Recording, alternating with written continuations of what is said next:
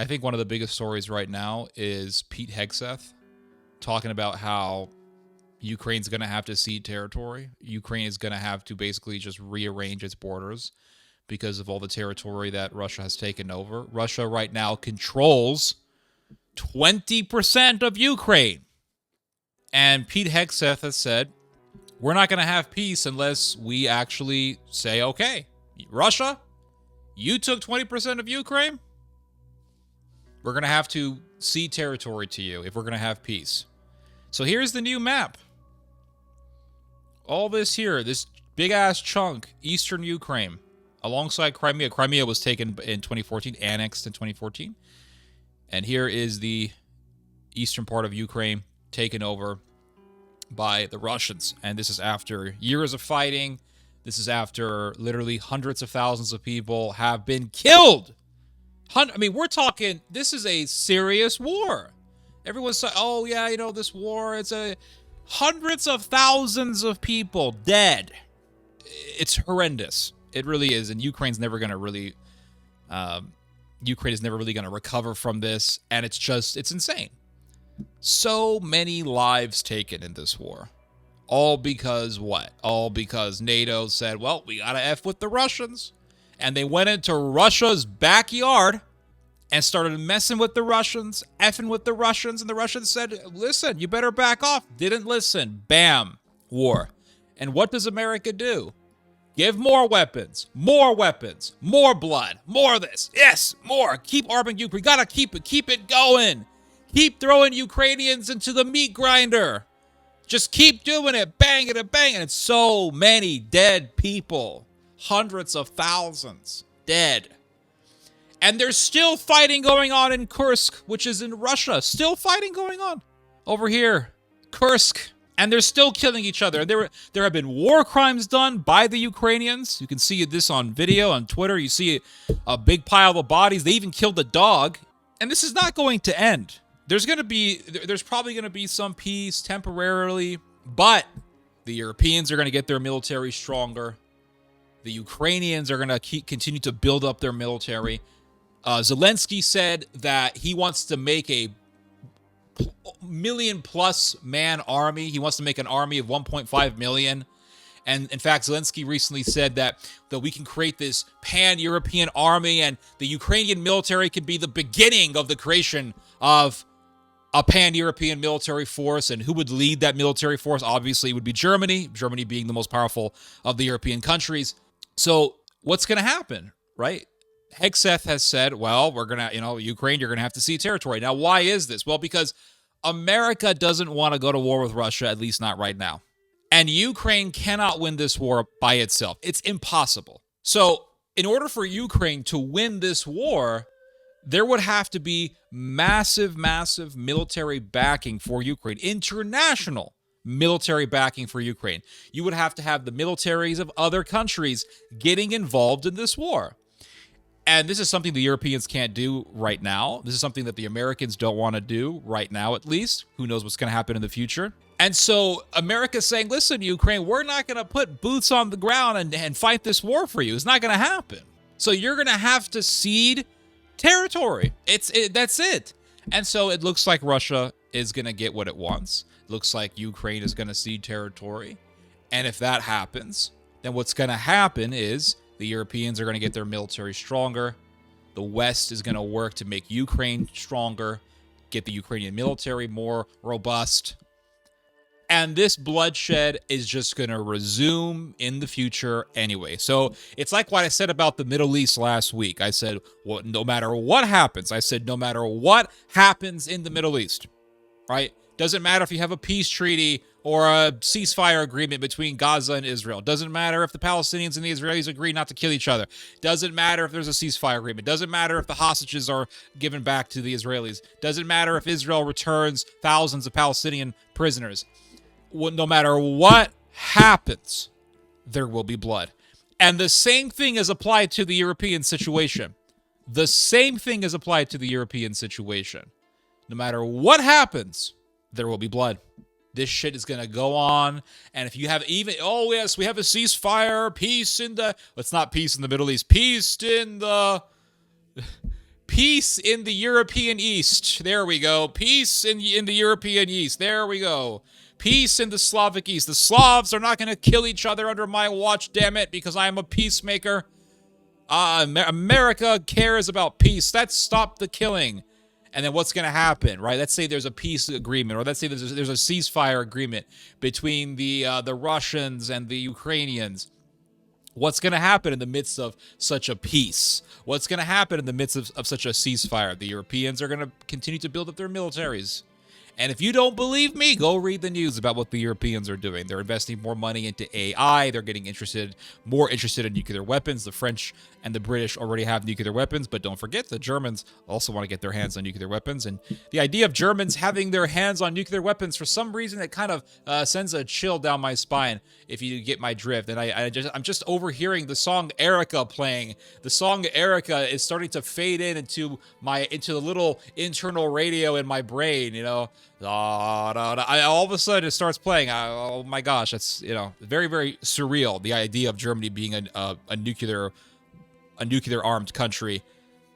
It's a very strange thing what we are seeing. And so if you have this peace treaty, ceasefire agreement, whatever you want to call it, expect the Europeans to build up their militaries. And also another thing to expect is the Western world to start working on helping Ukraine's military out. Let's do this. Let's do that. Let's build up the military. And then Russia's going to say, what are you doing? No, you break international agreement. And then you're going to hear about what? Troop buildup.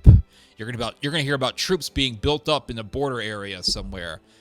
And this bullshit, this bloodbath is going to resume from where it left off. And this thing is going to go on. It's not going to end. Now, how do I know this? Here, I'll put the screen back up because we're not even discussing the article at hand here. But how do I know this? Guys, look at the history. I kid you not. A couple of nights ago, I was watching a documentary with my dad about the Battle of Kursk. And you're thinking, Battle of Kursk? You mean the battle that's happening right now? No. I'm talking about the Battle of Kursk during World War II. In the 1940s, they were fighting over this strip of land called Kursk. And over 1 million Russians died fighting for that, just for that area alone. 1 million plus Russians dead for that area. Around 200,000 or so Germans were killed fighting over that one strip of land. Over that one strip of land. And this is back in World War II. They were fighting over that damn thing called Kursk. And what do you see happening now? Well, I've showed you guys this video several times, but you can see it, and I've showed it to you guys several times.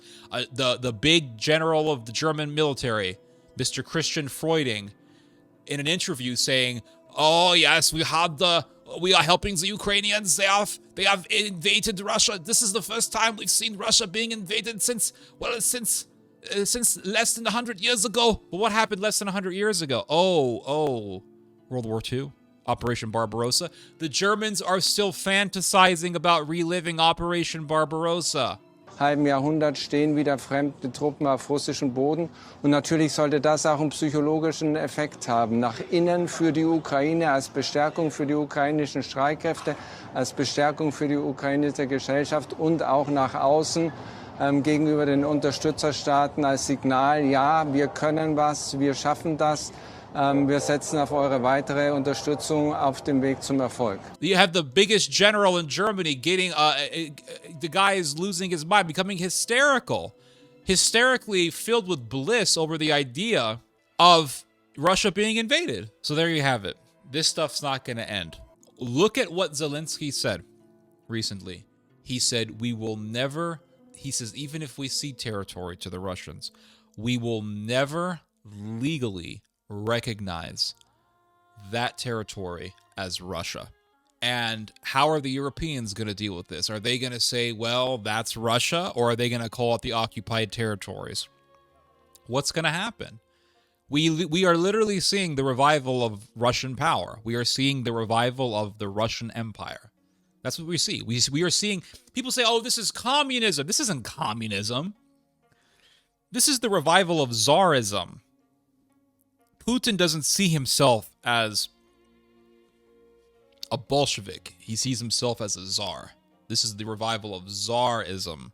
And so we are seeing what? The revival of the Russian Empire. Ukraine used to be under the Russian Empire, and the Russians are saying, okay, that used to belong to us. The Europeans don't like this. They're not going to like it in the future. Doesn't matter who runs, doesn't matter who wins what election in Europe. The Europeans, for the most part, are not going to like what's happening. And the Europeans are not just going to stand around and allow this Russian power just to exist. So expect to see in the future armed conflict between the Western Europeans and the Russians. It's going to happen because it happened in the past. Putin doesn't see himself as a czar, but the people see him like that. Well, there you go. Either way you look at it, it's the revival of this sort of vibe, right? The vibe of czarism, if we can agree on that. But this is not going anywhere. This is like the whole Israel-Palestine thing. It's like the whole Gaza Israel thing. It's like Israel versus Turkey. It's that level. It's that level of intensity, and it's just not going anywhere. It's not going anywhere. I don't care about what anyone does. Oh, yes, there's been a ceasefire agreement. Okay, there'll be a ceasefire, and you're going to have a pause in the killing, but it's going to resume. We saw this with the agreement that Germany and France helped to broker. Right, there was a whole thing about the Minsk Accords, and oh yes, but that didn't work out. And that whole Minsk Accord thing was a bunch of bullshit because it didn't work. And the whole ceasefire deal between Israel and Gaza, I mean, that whole thing is just on very unstable ground. It's crumbling, and it's going to crumble. And we've already seen it. We've already seen signs here and there that this whole thing's going to crumble. It's not going to end. None of this stuff is going to end. And it's only going to escalate. You're going to see the fighting in Ukraine continue to escalate. Even if there's a pause in the fighting, it's going to resume from where it left off. And once it resumes, it's only going to escalate. And the other countries are going to get involved in this. The Germans are going to get involved. And we already see the Americans saying, hey, Germany, you gotta shoulder more of the burden of Ukraine. And not only that, but the Americans are telling the Germans that they need to spend 5% of their GDP on their military. 5% of GDP is huge. I don't think the U.S. even spends 5%. America spends over 3% of its GDP on its military. Imagine Germany spending 5% of its GDP on its military. It'll be amazing. It'll be not amazing in a good way, but it's going to be crazy and surreal because it would effectively bring back German militarism from the dead. And all you need is to sprinkle in some nationalism, and you have yourself a very, very dangerous combination, a very dangerous situation. And that's what we're seeing forming right before our eyes. We're seeing the formation, or really the revival, of German militarism / nationalism. We're seeing the Europeans returning back, albeit gradually, to militarism. We are seeing the United States telling the Russians, yeah, looks like you're going to have yourself some new territory. And I don't blame the Americans for saying that at all, because you're not going to be fighting Russia to help Ukraine.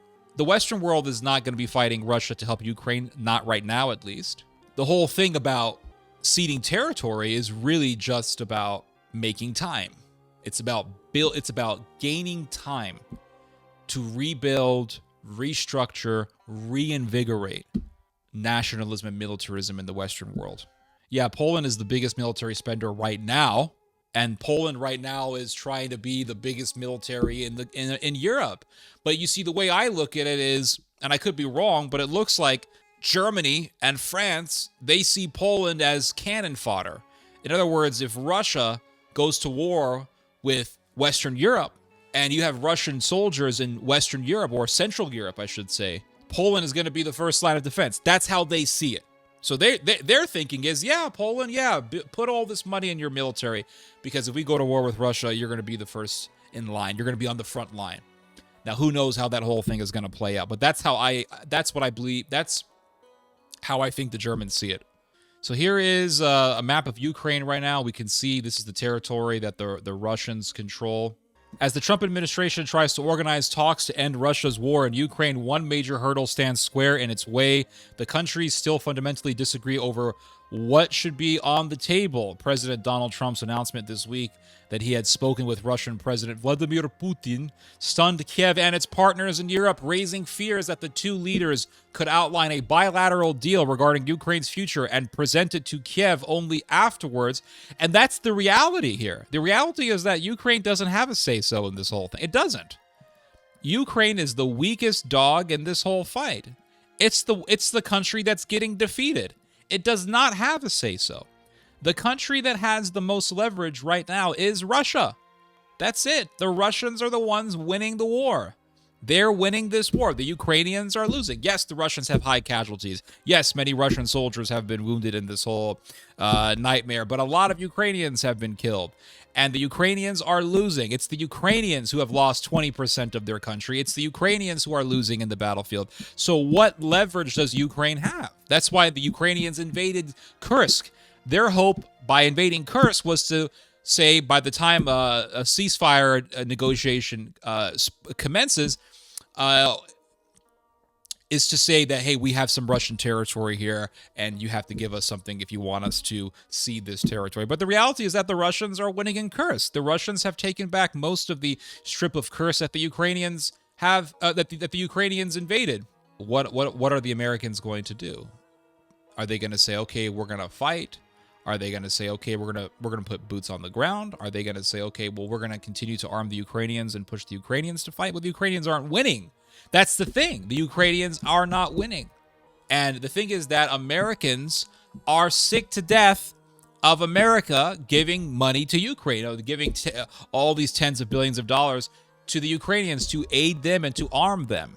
Because Trump ran on what sort of idea? He ran on the idea of America first. So what are you going to do? Are you going to continue to are you going to continue to do the status quo and give all this money to Ukraine? It's not going to happen. It looks like what Trump wants to do is just shoulder the burden of Ukraine on the Europeans for the most part and push the Europeans to spend more on their militaries and to really put a pause on the fighting, to give time for the Ukrainians to make themselves stronger. Washington and Moscow have since said that Ukraine will be involved in deal discussions, although the details of how such conversations may play out remain murky. In a war with a front line that's 600 miles long, territorial demands are sure to be front and center in any talks. And it's not just Ukraine and Russia that have vested interest. The United States will have certain demands too. Here are the key differences. So what Ukraine wants, well, we all know what Ukraine wants, and that is for the Russians to leave.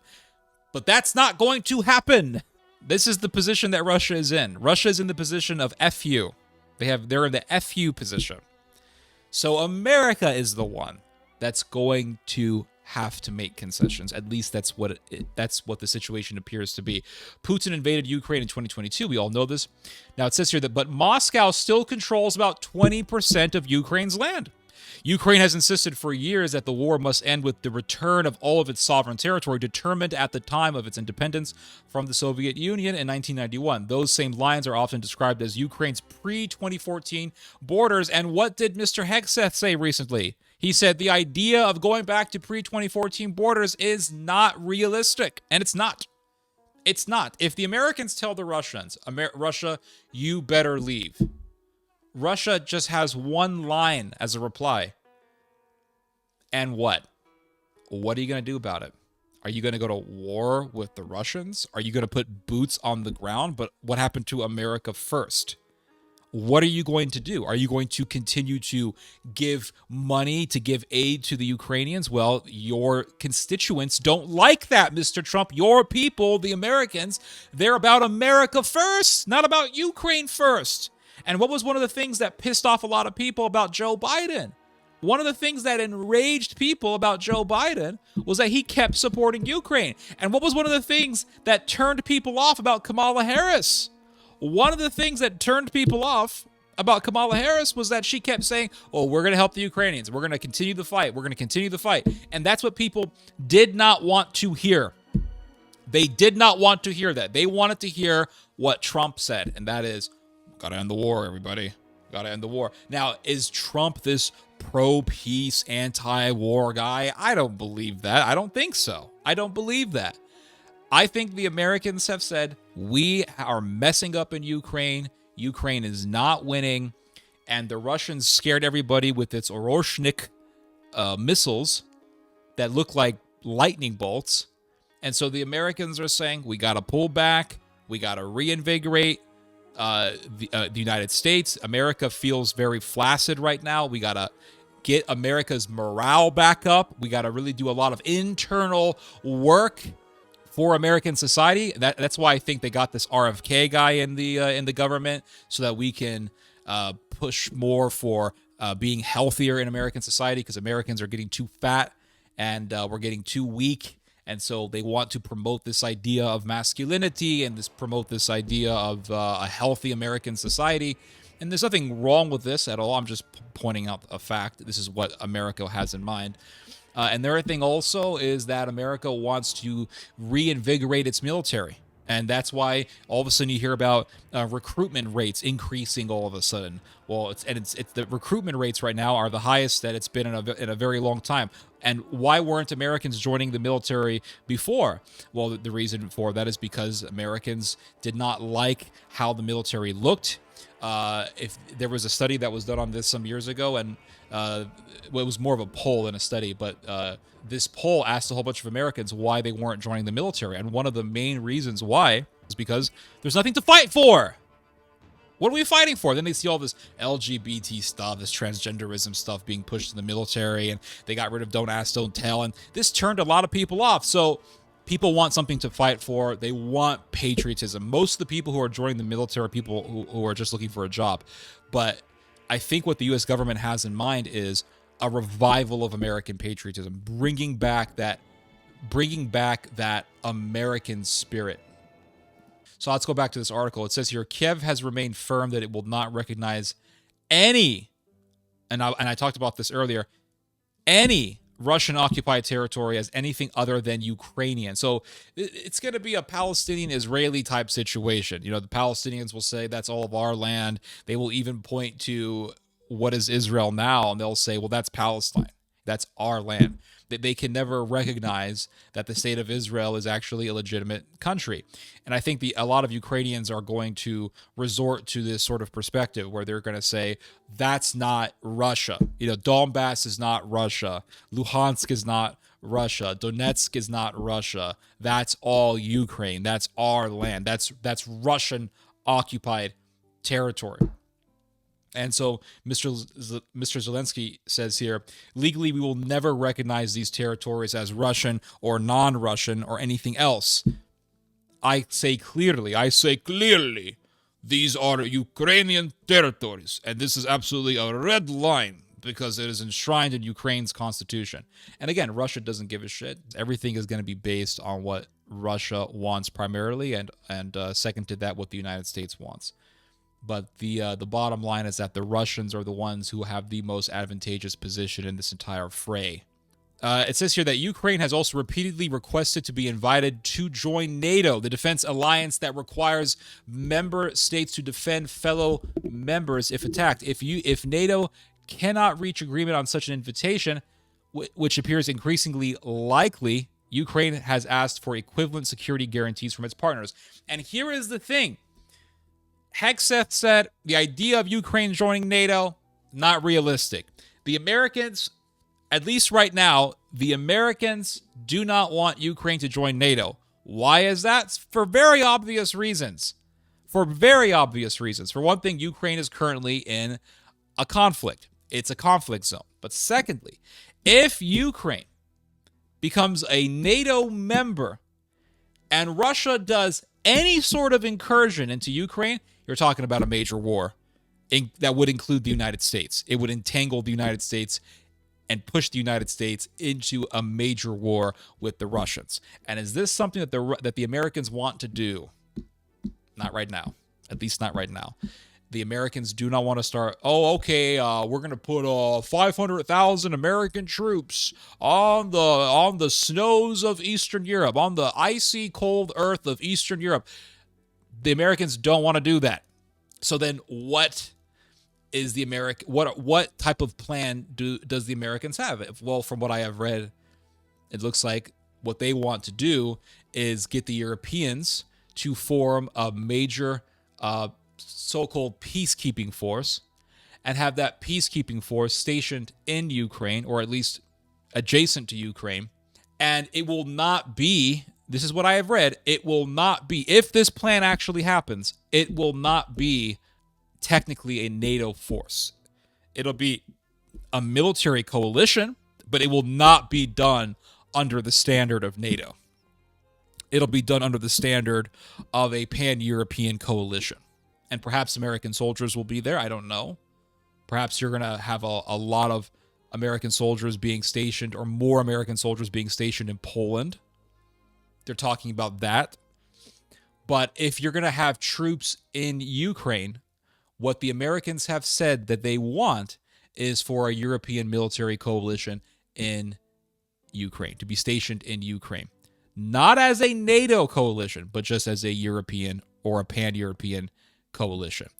And that type of thing, this type of thing, right, what I just described to you, has been a desire, a major desire, of German militarists for a very long time. You can go into big German think tank literature, and you can find a lot of this sort of thing being pushed. I've written about this before. I wrote about this years ago, but there's a woman by the name of Claudia Magers, and she's a big German militarist, and she's all about having a pan-European military force led by Germany. She's all about this whole idea of a multipolar world, and she's all about this idea of having a Europe that's not controlled by America, but instead having a Europe that's really controlled by Germany. And Claudia Magers is not alone in her perspective. She's not alone in her aspirations. This is an aspiration of all the German militarists, and that is, and even the nationalist ones, even the right-wing ones have this aspiration, and that is to bring back German militarism, to get Germany to be the leading military force in Europe again. And you see Olaf Scholz talking about this. You see the AfD talking about this. You see the AfD talking about no longer being dependent on the United States. That means Germany being militarily independent. This week, U.S. Defense Secretary Pete Hegseth, that's a name we're going to be hearing a lot of, threw cold water on key aspects of Ukraine's wish list, saying that the country should not expect to join the alliance. So there you go. There's America telling the Ukrainians, don't expect us to accept you into NATO. You know, everyone's talking about NATO and getting Ukraine into NATO. We got to get the Ukrainians into NATO. And you have all these Orthodox people online that want to put, or I shouldn't say a Russian accent, American converts to Orthodoxy. They want Ukraine to join NATO, and it's going to be World War III. But the Americans have already said they don't want Ukraine to join NATO. Now, perhaps Ukraine will join NATO in the future. I don't know. But as of now, America doesn't want the Ukrainians to join NATO because, as I've already said, if Ukraine joins NATO, all it's going to take is one damn bomb blowing up. And it's like, well, NATO just got attacked. Ukraine right now is a conflict zone. And even if there is a ceasefire, it's still going to be a conflict zone. It's going to be like the East German, West German barrier. The border between East Germany and West Germany. It's going to be like that. It's not going to be good. It's going to be nasty. And this shit's not going to end. It's going to resume. It is going to resume. Trust me on that one. It doesn't take a rocket scientist to understand this stuff. You read about, you can go back all the way into antiquity, and you can read about, the Goths, they were trying to control the Balkans, they were trying to control Italy, and they were trying to control North Africa, and they were trying to control Sicily, and you can read about all this stuff. They even tried to control Anatolia at one point in time when it was under the Byzantine Empire. I mean, this is human history. And then you fast forward all the way to the war between Sweden and Russia. Yeah, there was a war. People don't talk about this, but there was a war between Sweden and Russia. And who won? The Russians won. People always trying to mess with Russia. Oh, and they always end up regretting it. Isn't that a fact of just human existence? I mean, the only people that were able to successfully sack the Russians was the Mongolians. And the Vikings also took over Russia. They took over, they had the Volga Vikings and all that. But that was back when Russia was just a sort of a mixture of different kingdoms But even with the Mongolians, the Russians ended up defeating the Mongolians. Look it up. Go look up one of Russia's most famous battles. They teach this story to the children in Russia. It's called the Battle of Kulikovo. Battle of Kulikovo. The Mongolians did an invasion of Russia. They sacked numerous areas of Russia. They killed and raped and pillaged. And the Russians rose up and they fought an epic and arduous and valorous battle against the Mongol horde. And the Mongolians defeated the Russians at first, but the Russians rose up and they defeated the Mongolians. They kicked those Mongols' asses and they drove them out. And there was a lot of miracles that happened in the Battle of Kulikovo. Look it up. It's a very, very fascinating and epic story. They should make a movie about it one day. They should do a serious film, not with some garbage, bright colors and bad acting and overly robust music. They got to make a serious damn movie. They got to get that guy who directed The Witch to direct a film like that and make it really epic and get the right actors or get better yet, get Mel Gibson to direct it. That would be an amazing film. But go read about the Battle of Kulikovo River, and then you fast forward to the war between Sweden and Russia. And Sweden was interested in what? The Swedes were interested in Ukraine. They were interested in controlling Ukraine because Ukraine was the breadbasket. Big, fertile country with lots of fertile soil. And you can go to Ukraine today and they still have very fertile soil near the Black Sea.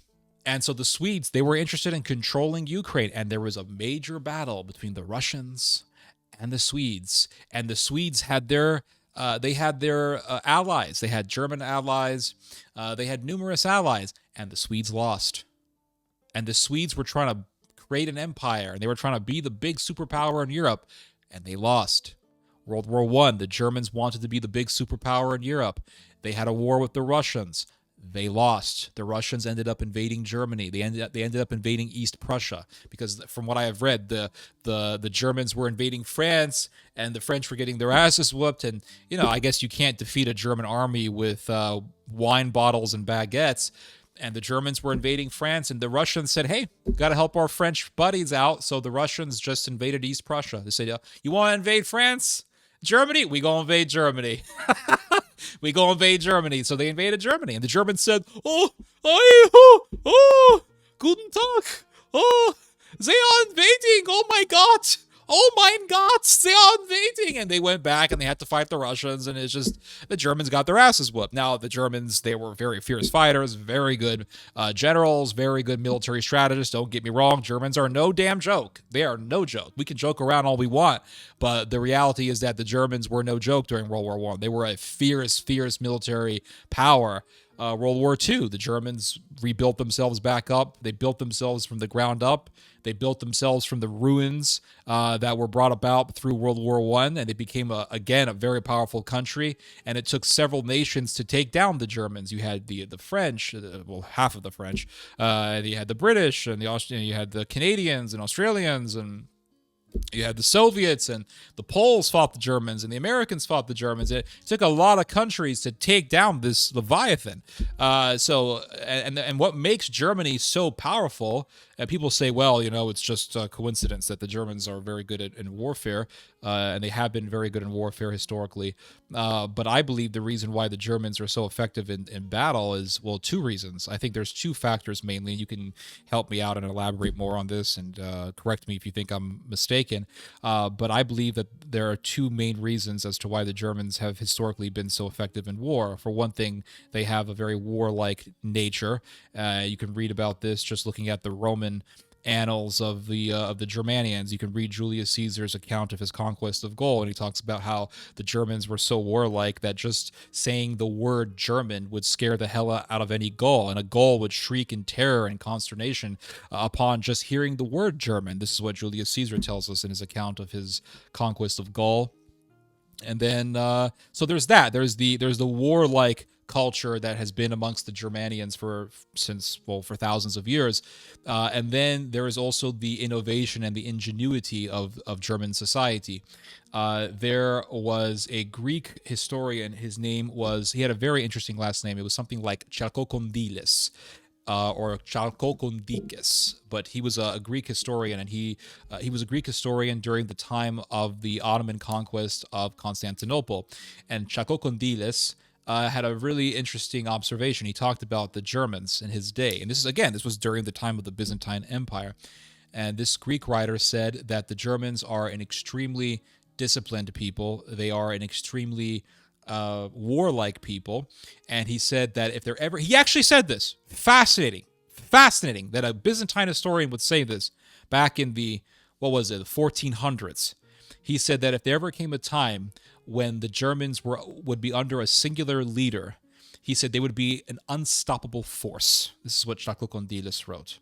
He said that if there ever comes a time that the Germans will be under a singular leader, the Germans will be an unstoppable force. So already you go to the late medieval period and you already have people observing that the Germans are a very powerful people, very effective people when it comes to warfare. A very dexterous people. They're high on the decks. You know, if geopolitics was an Elden Ring video game, Germany, I would say, would be high in dexterity, strength, and vigor and intelligence. If there were an Elden Ring build, you have the Americans saying what to the Germans? Oh, build your military up, Germany. Oh, you're spending 3% of your GDP. Better increase it. Better make that number higher. I want to see that number going up, boys. You German boy, you crazy white boys, I want to see you guys increase it to at least 5%. And Zelensky, let's be real here. This guy is on his way out. This guy has been in power since 2019. There hasn't been an election in Ukraine since since this guy won. I think this was back in 2019. And there was a war, so Russia invaded Ukraine. So the Ukrainians said, okay, we can't have any elections, no elections, because we are in state of emergency. And what did the Trump administration say recently? They said, Ukraine, you got to have a new election. So what does that mean? Very obvious what that means. It means America wants a new leader in Ukraine. So they're going to kick Zelensky out. I heard that this Zelensky guy, by the way, bought a bunch of real estate in both the United States and Italy. So it looks like Zelensky is maybe preparing to run out of Ukraine and go to a different country. We don't know. Perhaps he's afraid that the Nazis in Ukraine are going to, he's afraid that they're going to lynch mob him.